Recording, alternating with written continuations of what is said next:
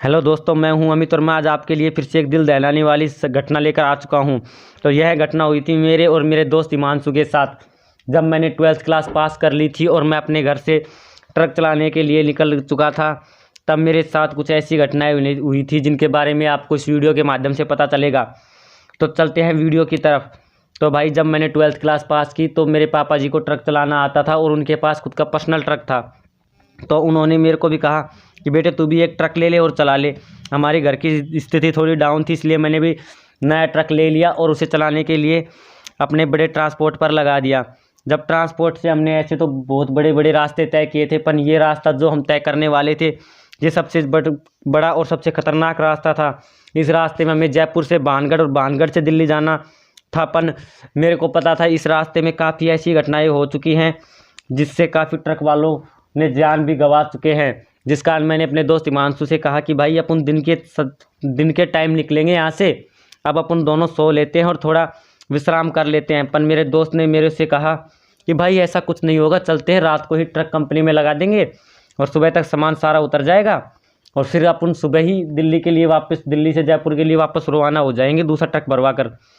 तो मैंने अपने दोस्त की बात सही मानी और मैंने सोचा कि थोड़े ज़्यादा रुपए भी आ जाएंगे, इस कारण हमने रात को ही ट्रक ले जाना शुरू सही समझा। जब हमने ट्रक को लगभग 1-2 किलोमीटर आगे चलाया तो मेरे दोस्त ने कहा कि मैं थोड़ा सो लेता हूँ, अमित तू ट्रक चला ले।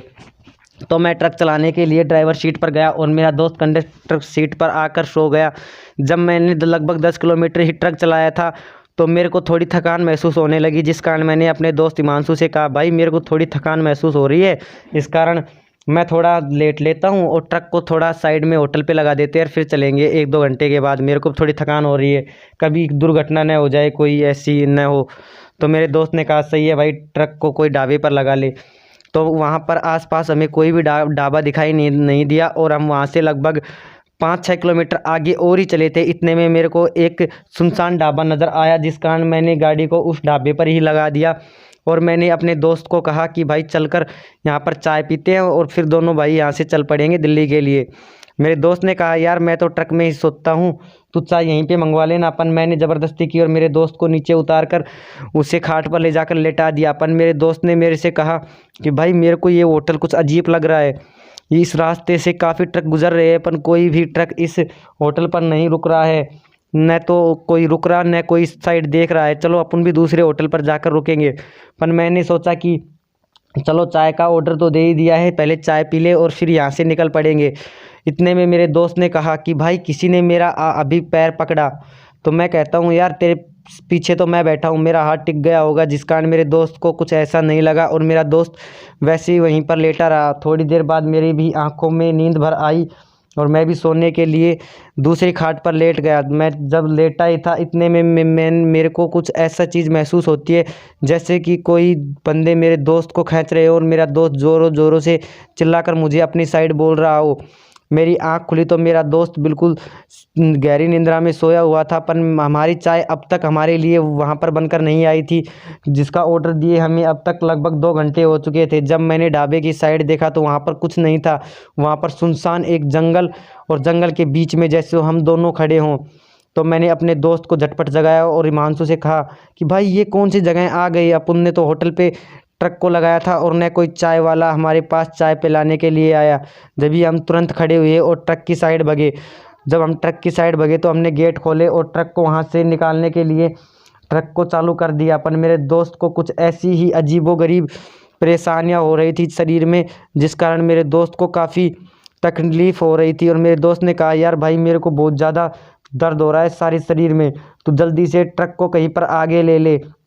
मैंने वहाँ से ट्रक 5 किलोमीटर आगे चलाया था। इतने में मेरे दोस्त को खून की उल्टी होने लगती है, जिस कारण मैं काफ़ी घबरा जाता हूँ और अपने दोस्त को कहता हूँ कि भाई कुछ नहीं होगा, मैं तेरे को जल्दी से दूसरे ढाबे पर पहुँचाता हूँ। वहाँ से लगभग 5 किलोमीटर चलने के बाद मेरे को एक दूसरा दूर ढाबा नज़र आया, जिससे हमें काफ़ी राहत मिली और हमने ढाबे पर ट्रक लगा दिए।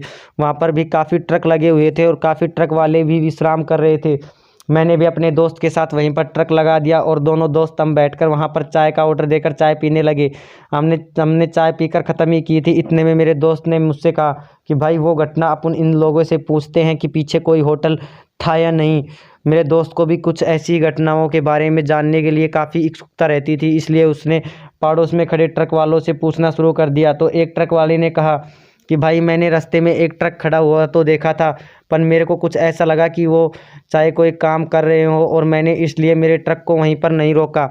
और मेरे दोस्त ने उनको सारी घटनाएं बताई कि भाई, हम ऐसे ऐसे कहीं होटल पर रुके थे, जिस कारण हमारे साथ कुछ ऐसा हुआ जिस कारण हमें वहाँ से तुरंत भागना पड़ा। तो वहाँ के होटल के मैनेजर ने हमें अंदर की साइड बुलाया और हमारे से सारी बात का जायज़ा लिया।